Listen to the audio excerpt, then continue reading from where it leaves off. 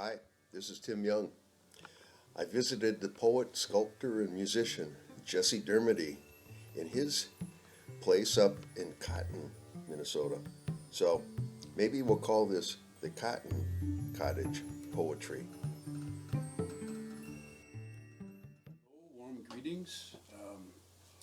My name is Jese Dermody. I'm a poet and a musician, and I sculpt a little bit too.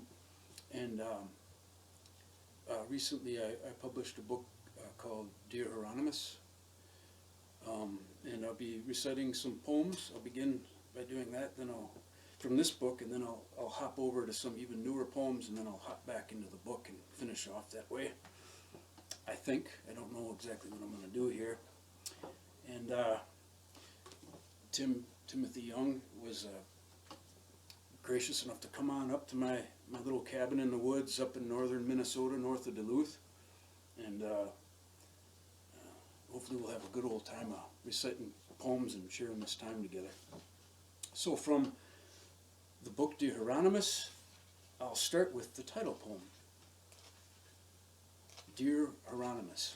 And it's for Hieronymus Bosch, if I'm pronouncing his name correctly. Dear Hieronymus, this man was marvelous. His wings were like a jungle bird's, full of reds and greens. He wasn't meant to live long. No man with a beak is. But he led me into Bosch's fantastic final judgment. He led me and led the dance. There was a flutist with a jaguar's body, and a trumpet player whose nose was the trumpet. Everything changed all the time. Metamorphosis and healing at high speed. Betrayal and loathing, cloaked in the sky's thick clouds, turned into mountains. It always seemed like mountains belonged there, and now they were. Peter wanted to take me away. Not now, Peter, I said. I'm dancing. Can't you see?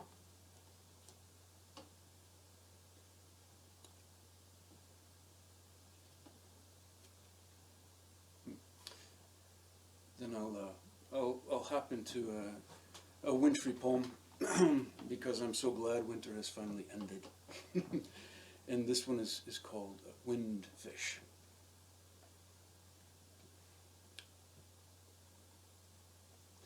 Griefious Chet Baker, who is toothless as an old dog on the icy asphalt prairie. Cars sprout from the morning like mid-sized glories, colored blue and silver and red and gray, some with rusty veins. Start the engine, dear. I love you, and it is very cold, and the wind nibbles on our faces like little fish with rough lips.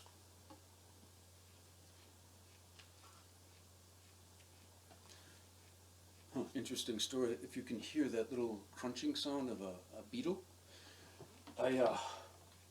this is blue spruce that I recently harvested because it was infested with the blue spruce beetle.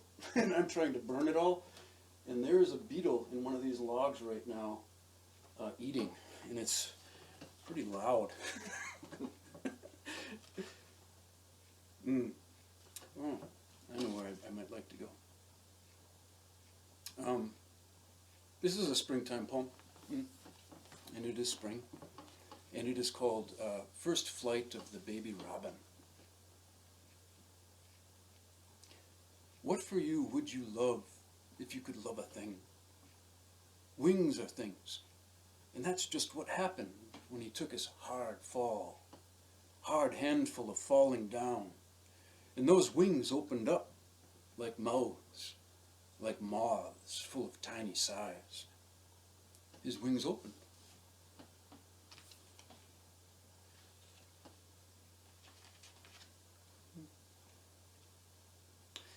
I'll read, this is like a late spring poem, and then I'll read an early spring poem, and then we can move on from spring. The subtle breezes, quicksilver variants. Do you know, it takes the same amount of breeze to rustle an aspen's leaves as it does to flicker the flame of a candle. Candle trees with their leaf flames will light our way if we let them.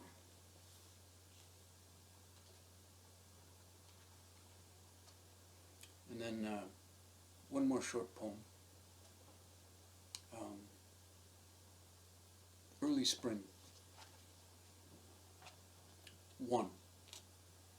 The Thin Robin. I've already flown the wind.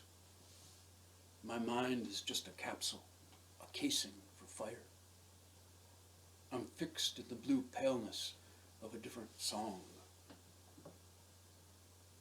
2. On Sandy Beach. Ice crystals gather in the waves on the shore, each with the sensation of 1,000 tingles tinkling together. We will not last long.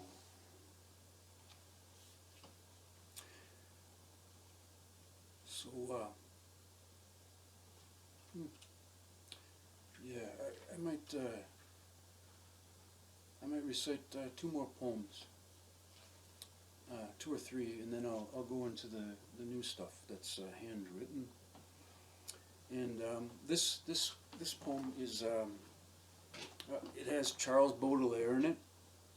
Arsène Houssaye, who is a contemporary writer of Baudelaire, and the best artist of them all was my mother, because she lived her life as artwork, and she exuded good, loving energy and patience. Baudelaire, Houssaye, and my mother. One critic said that Baudelaire's object of affection wasn't deserving of his love, because she was common. Some of his love poems he dedicated to her. Her name was Jeanne Duval.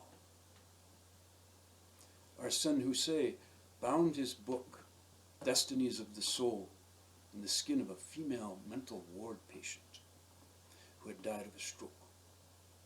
The skin was taken from her back without her consent. I can't find her name anywhere.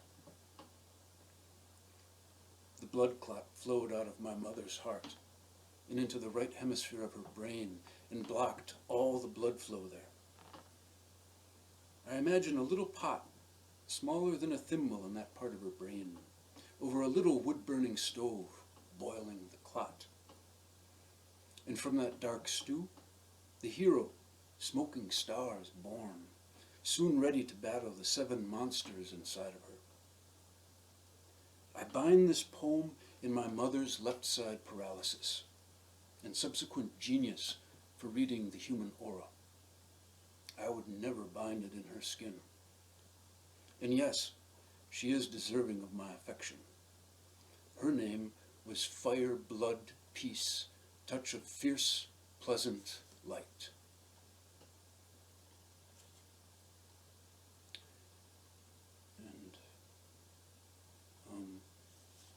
And this is a southwest Wisconsin poem, you know, where they have it's really almost mountainous, very hilly. The glaciers missed that area, didn't flatten it out. I really love it down there. My brother and I are musicians, and thunder. And we constantly gig in that region because we love it so much. Into dusk, fading.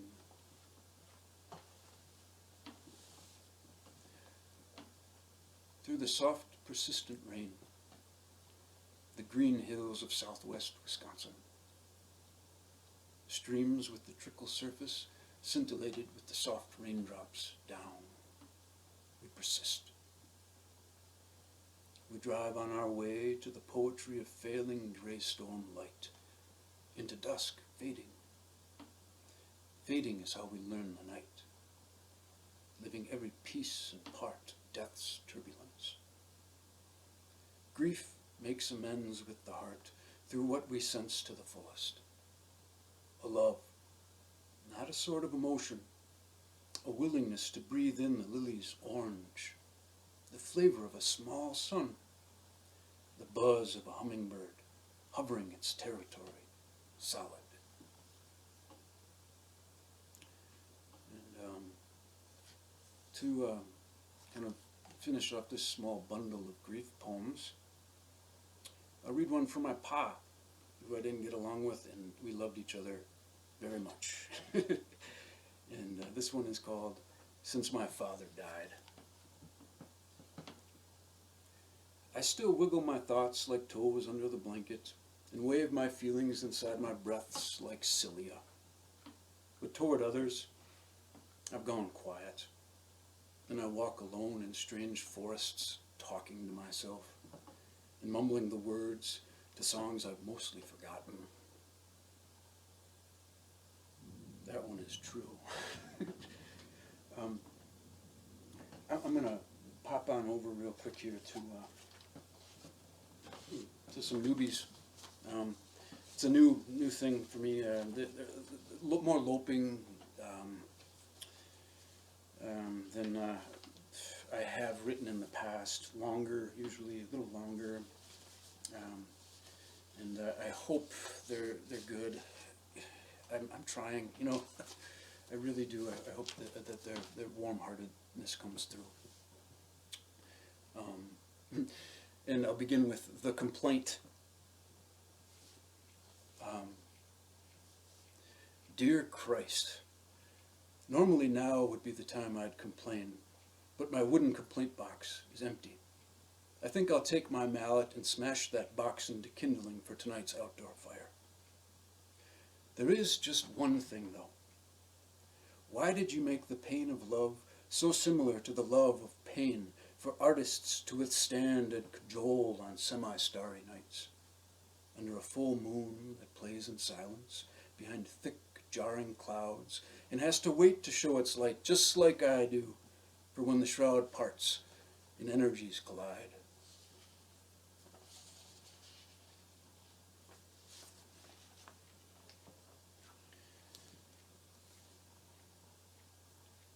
I wanted to challenge. I think I had recently read a poem that had no punctuation, and I'm a punctuation freak. I really, boy, after I'm done writing and I'm revising, commas, semicolons, and all those exclamation points. I'm not sure. It's very mind-wracking. And this one I said no punctuation. Take it easy, bud. And this one's no punctuation, as deep as we've gone. We went down in an elevator from the 157th floor down to the deep subfloors of our consciousness quickly. Our gray submarine submerged. The pressure was a lot the deeper we went. Some people didn't understand our poetry, but thought they did. Nonsense is what they called it. Like pileated woodpeckers trying to sing a shipwreck song, or tea kettles pluming anything less than high-shrilled steam. But fine we plume the depths as we plumb.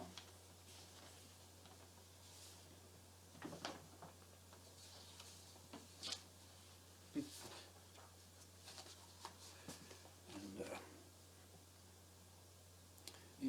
another newer one, within the past year. And I wanted to choose one of the poems that has somehow incorporated Robert Bly into it because, I don't know, I never met him in person, but I loved him and still do. And he helped me out a lot, with his writings. And I used to send him packets of poems when I was in my 20s and 30s. And without fail, he'd respond. Sometimes I'd be heartbroken, dismayed, but it always helped me. And sometimes he'd just point out one line or one poem or one stanza that he liked and tell me why. Extremely helpful. And so this one is entitled Cow Manure in the Breeze. Not very endearing title, but so be it. There are 3 abandoned cars, one from the 40s, one from the 50s, and one from the 60s, all in a row left to right in inclining order on the fence line between 2 fields. Robert Bly once said, Being a poet just means that in the 50s, I drove a car from the 40s. In the 60s, I drove a car from the 50s, and in the 70s, I drove a car from the 60s. Now, at the fence line between two worlds, I have one foot in the physical world, making a boot print in the soil, and one foot in the spiritual world, where I toe a misty sort of light, and my eyes breathe, and the thought of cow manure is strange and extra, but still present.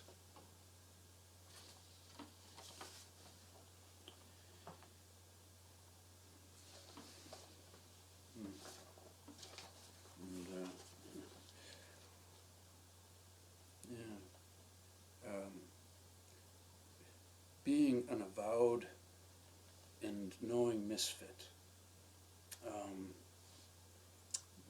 You know, a person who's a poet can't help but write misfit poetry. And we cohort with other misfits and live life, and life can be very good that way. This one is entitled The Bearded Lady and I.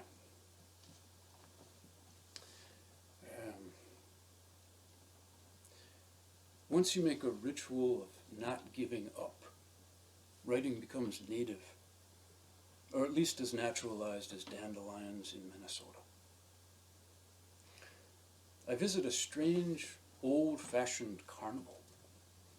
I take the hand of the bearded lady and walk to the river with her to wash up. Layers upon words of daffodils and secrets roll off our flesh like dirt. Each of our names has a profession to prophesy a life.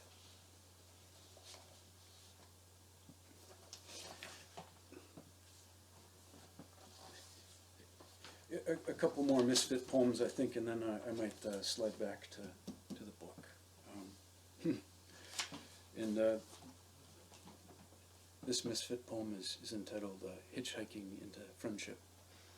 And there's a quote here that it's from Picasso. He said, "There must be an angel in Chagall's brain."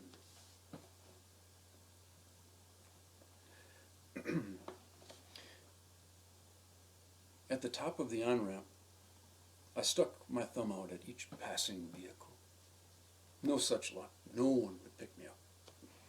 Then you came along with your beat-up truck. You passed me by too, but then hit the brakes and backed up. You rolled down your window and asked, "Would you like to go to the History Museum? They have some fantastic cannons, and bullets so rusted out they look like petrified hamster brains." Still feeling the sliver under my thumbnail, hiding that pain, I said, "Sure, but can we also go to the Chagall exhibit in the center of town? The angels in Chagall's brain had rust-colored feathers and were highly against nostalgia and obsequious overtures and any horseplay involving cliched love scenes. That's why Chagall's lovers so often floated a little bit like saints."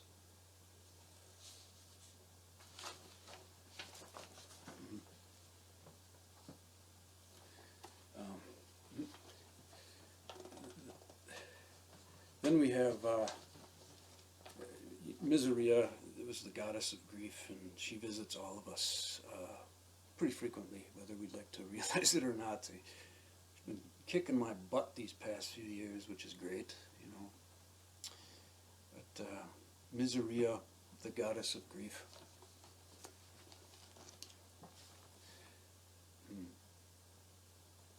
I tried to avoid her, running away, ducking the buckthorn branches and still getting scratched up.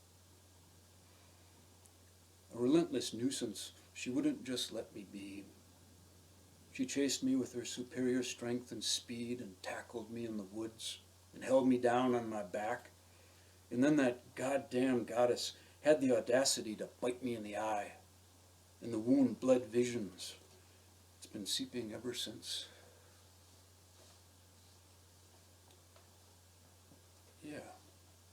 Thanks for, if you're still in tune here, thanks for, you know, sticking with me. I hope this is a good time for you. I hope you're enjoying the poetry. And I'm going to hop back into the book, into my Three Crows All Cawing at Once section, which just means it's a junk drawer of poems. Like trying to make out what all the crows are saying at once. So I'll read these poems one at a time. And this one is the Pinocchio rule, and it is mildly political because of the person who I had in mind when I was writing this to. The Pinocchio rule, and it's just started downpouring outside. That's pretty exciting.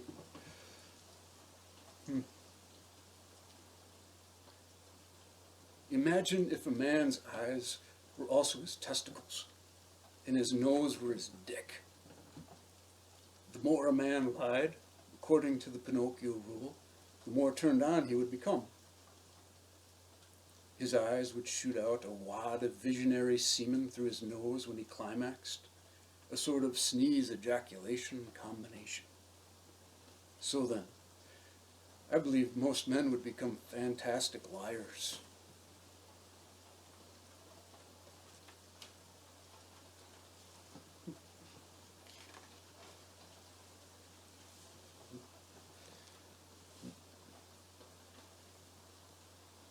In my mind's eye, there was a pug and a little dog. And for some reason, the pug and I were not getting along at the, for a period of time that my imagination conjured this up. And so I wrote about it. And I wrote about that tension between the pug and I and my love. Chapter 0, The Park. I'd rather take the time to write of nothing. So this will be my nothing, and I'll take my time with it. For nothing deserves more time than most are willing to give to it. The park, though bustling with cicadas and oaks, was otherwise full of thick, hot, silent lips. The kind pull tight over mouths that have gone quiet. So you and I and the pug sat on our blanket contentedly, and the sun was what the rays made of anything they touched. The fine hairs on your fingers unself-consciously slept in the cadence of breezeless deception. I looked at you more longingly than the pug, but the pug would never have let on about it if you didn't already know. He would have denied everything and apologized for nothing.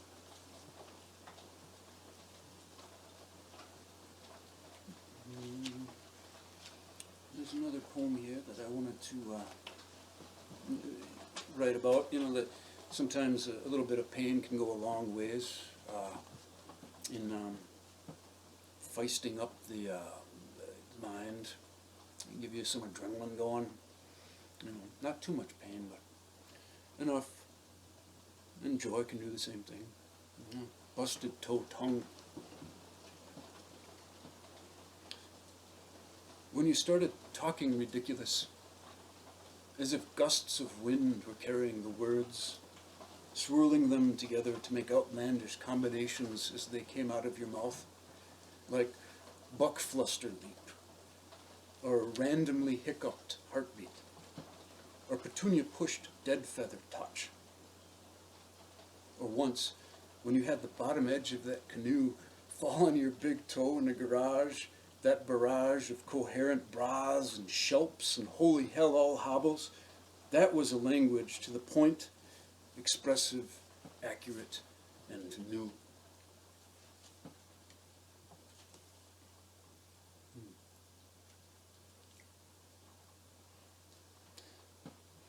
Yeah, now I wonder what I might pop in there. Oh, yeah. I suppose I can. There was this one. It's a very short poem. Yeah, and it's called Vast Sky. I suspect it might have something to do with Rumi.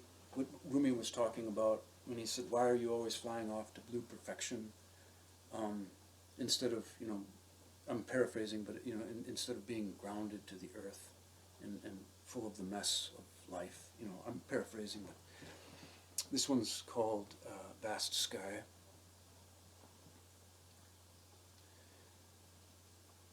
And everywhere I saw the murmurs of ships sinking in the clouds. Can you hear their cries, the shipwrecked captives of a vast sky?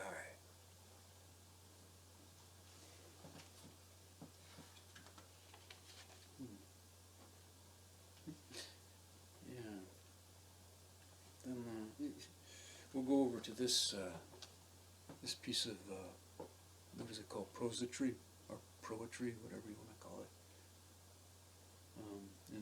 I spent some time in Brazil, with a friend of mine and his family on their land, and there was a lagoon, saltwater lake nearby that I walked to every day and study the fishermen fish.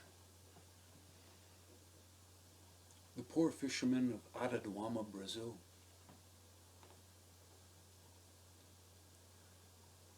I saw the shacks where the poor fishermen lived, sometimes with wife and children. They were little shantytown shacks, but lonesome and alone along the lake's rough shore of grasses and palm trees.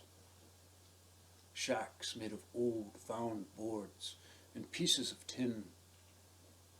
Ramshackle shacks pinned together with rusty nails of love and boards stained with red blood and dark sunspots and saltwater tears from the lake, and huge whipping storms that can topple whole nations in a day. Those shacks held strong how I saw music could be. A poor man's homegrown ramshackle music, tin can music, coconut shell music, inner milk vibrations. See how the fingers delicately tremble out the words. See how the fish fry slowly on the little grate over the small fire in the shack's corner. I had a longing to live alone for a while, to learn how to put these poor man's rhythms through my hands and arms and my whole body. Forget about intellectualized sounds. Forget about that heartless mind work some call music. I wanted to make music the way the poor fishermen fish, as a necessity and as a means to eat and live and love.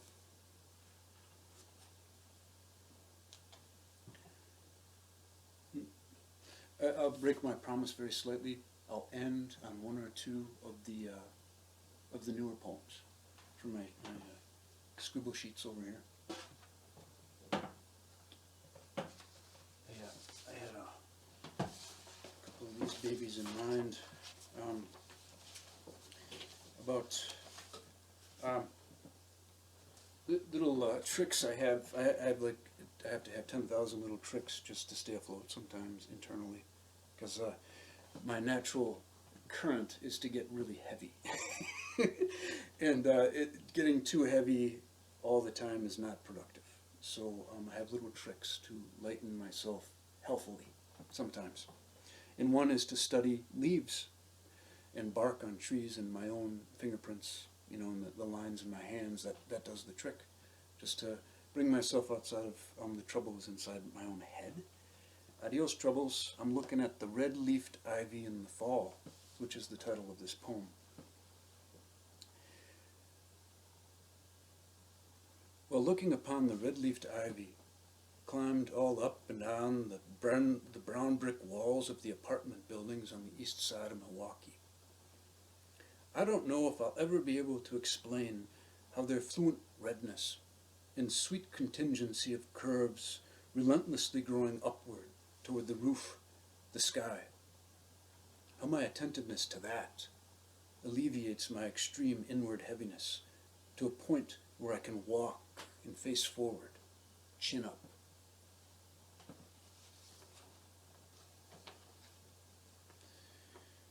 And I'll do one more poem. It's a poem in two parts. I have no idea if this is the best way to end, but I hope it's decent.